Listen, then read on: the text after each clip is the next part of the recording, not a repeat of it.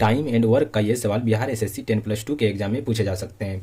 सवाल है, ए किसी कार्य को 10 दिनों में पूरा कर सकता है।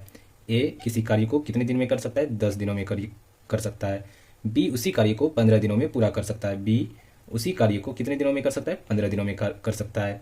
तो सबसे पहले क्या निकालते हैं? टोटल वर्क कितना है।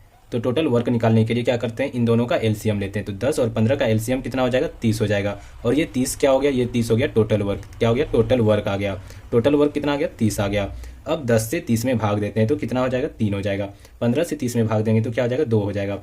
3 और 2 क्या आया? ये 3 और 2 आ गया एफिशिएंसी, यानी कि कार्य क्षमता। कार्य क्षमता का मतलब क्या हुआ? ए जो है एक दिन में 3 कार्य कर सकता है, तो बी एक दिन में 2 कार्य कर सकता है। ये कार्य क्षमता होता है। तो आगे सवाल में कहा जा रहा है, यदि बी काम शुरू करता है, ए 5 दिनों के बाद उसके साथ शामिल होता है। बी काम शुरू कर रहा है, बी काम को शुरू करता है, और ए जो है, ए क्या करता है? 5 दिनों के बाद उसके साथ शामिल होता है। 5 दिनों के बाद शामिल होता है। बी काम को शुरू करता है, यानी बी जो है 5 दिन तक अकेले कार्य किया है। तो 5 दिन तक अकेले कार्य किया तो एक दिन में 2 कार्य करता है। तो 5 दिन में कितना कार्य करेगा? तो 5 गुना 2 हो जाएगा। तो कितना कार्य करेगा? 10 कार्य करेगा। तो बी जो है 10 कार्य कर चुका है। बी अकेले 10 कार्य कर चुका है। कितना कार्य कर चुका है? 10 कार्य। तो बचा जो है, कितना कार्य बचा?